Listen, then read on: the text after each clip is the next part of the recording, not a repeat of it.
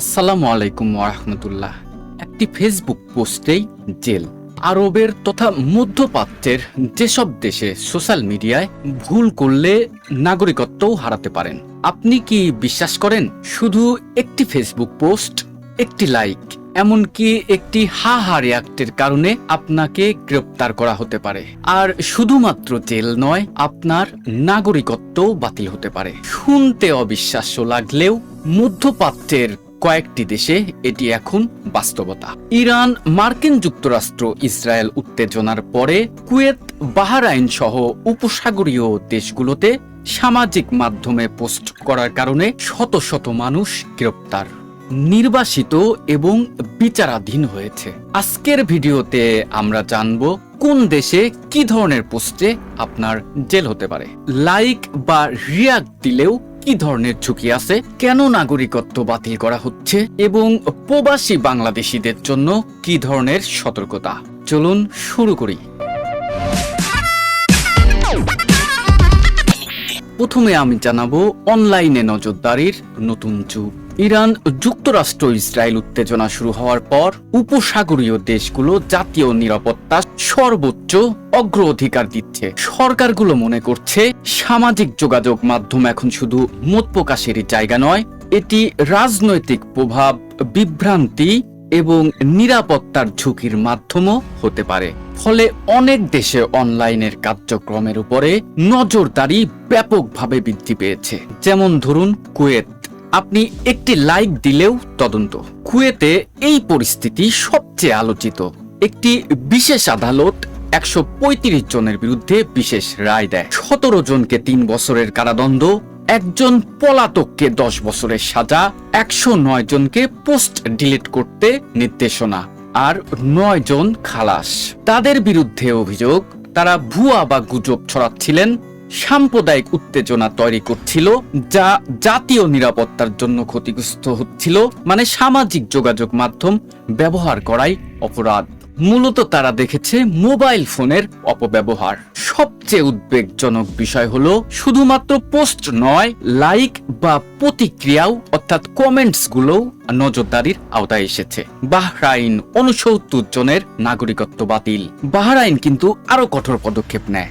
দেশটির স্বরাষ্ট্র মন্ত্রণালয় জানায় শত্রুতা ভাবাপন্ন ইরানি কর্মকাণ্ডের সমর্থন এবং বিদেশি পক্ষের সঙ্গে যোগাযোগের এই অভিযোগে 69 জনের নাগরিকত্ব বাহরাইন বাতিল করেছে।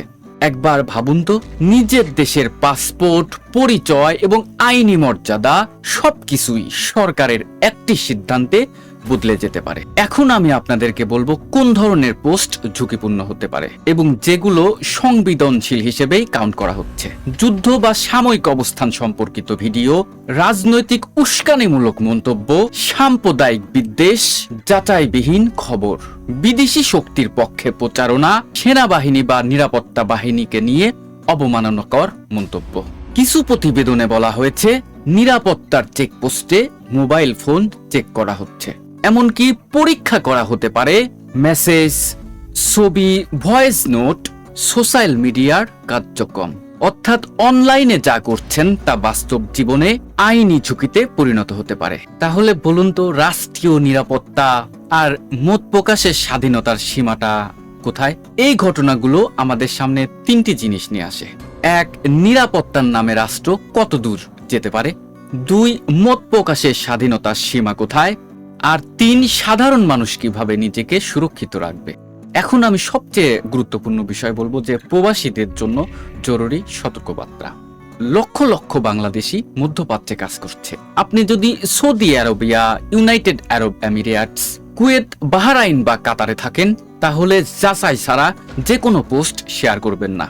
রাজনৈতিক পোস্টে আবেগপ্রবণ কোনো ধরনের প্রতিক্রিয়া দেখাবেন না।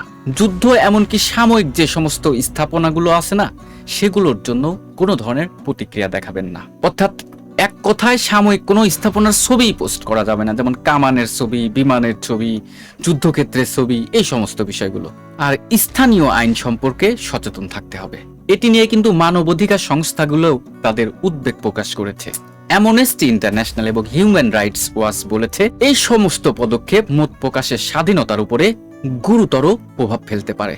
তাদের উদ্বেগ ন্যায্য বিচার না পাওয়া, আইনজীবীদের সীমিত সুযোগ, আপিলের সুযোগকে সংকুচিত করা এবং নাগরিকত্ব বাতিলের ঝুঁকি। ডিজিটাল যুগে কিন্তু একটি পোস্ট শুধু পোস্টই নয়, এটি হতে পারে আপনার মতামত, আপনার পরিচয় অথবা আপনার বিরুদ্ধে প্রমাণ। একটি লাইক, একটি শেয়ার, একটি মন্তব্য কখনো কখনো আপনার জীবন বদলে দিতে পারে। তাই সোশ্যাল মিডিয়া ব্যবহারে সচেতন হন, তথ্য যাচাই করুন, স্থানীয় আইন জানুন এবং মনে রাখবেন অনলাইনের স্বাধীনতা আছে, কিন্তু সেই স্বাধীনতার সাথে দায়িত্বও রয়েছে।